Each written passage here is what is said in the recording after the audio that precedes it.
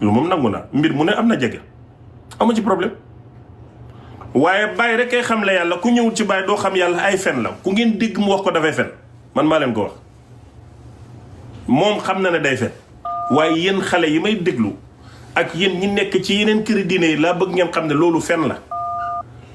bu ngeen gëmee seen sëriñ yi te muy dëgg yàlla moom sëriñ si yàlla leen di iril xamal leen boppam am nañu bu dugg ci mbiram baay mi te xamuñ yàlla am na sax ñu bàyyi jur seen bàyyi te xamuñ yàlla ñu ngi dund di ma gis di ma seetaan xamuñ yàlla ndax yàlla dafa amul sant ba ku sant ñes war koo xam bu leen gëm loolu yàlla da nga koy bëgg dëggu ci mbëggeel gi am ci dogg ba pare buur jubal ko am yaqiin ci moom mu neex ko mu iri la loolooy dëgg yàlla da nga koy bëgg dëggu ci mbëggeel gi am ci dogg ba pare buur jubal ko am yaqiin ci moom mu neex ko mu iri la loolooy dëgg bu leen nangu kenn ku leen nax yéen yi moom ay dundal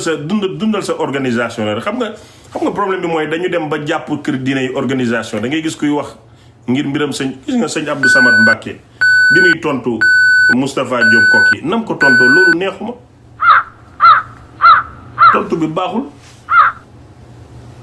mais nit ñi duñu capté ne baaxul parce que Mbacke la sant moo ko wax mais na mu tontoo baaxul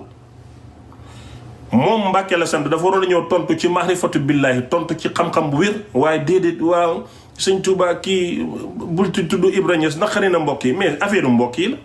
mais lii du tudd na Baye Niass ak tuddut Baye da ngay am maturité ak am xam-xamu tontu ko munoo ko noppi point bul wax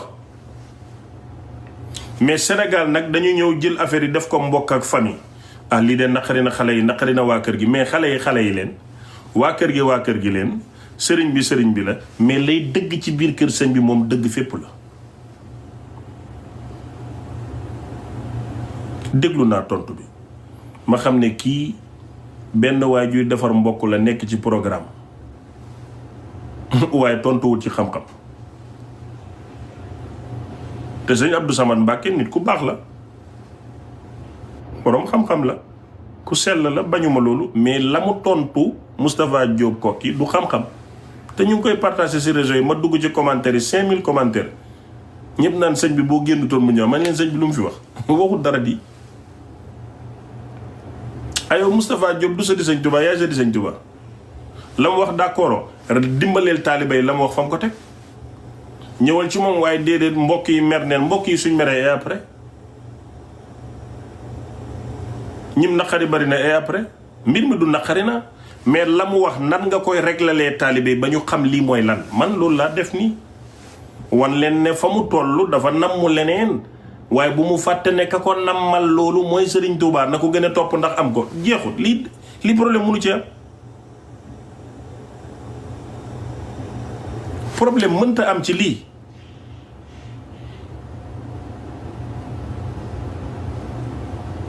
le fait que nag muy tudd baay di tudd baay loolu su ko neexee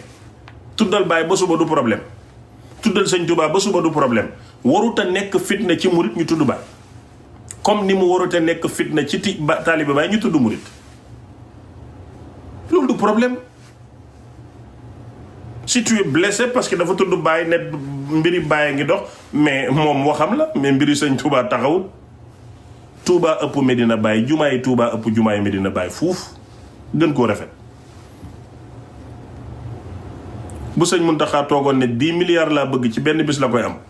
foo Medina Baye ñu ngay lijjanti fukki at daanaka amuñ 1 milliard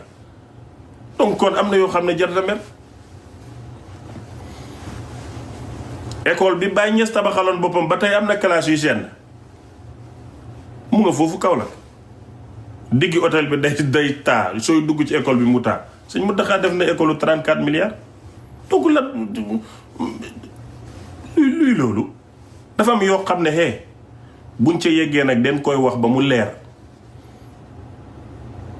man nekkuma ci seen programme yi man sëriñ bu ma mere rek sëriñ bu kontaan ci man laa yemale ndax fañ leen tibbalee leen ma tibbalee ca lañ ne rek laa ne yàgg naa leen ko wax dama ne Touba ndox mu naqari ma fa ne moo ne Medina ndox yëpp ay yàq bañ tàngaayu Medina ak tàngaayu Touba benn la seen weñ yu bëri waaye jumaay Touba moo dàq jumaay Medina Baye Niass moo gën a rafet foofu. Touba gën a yaatu Medina màgg lay ëpp nit gàmmu Medina Baye léegi kon fu mbiri Baye demee mbiri sëñ Touba taxaw mënuma comprendre.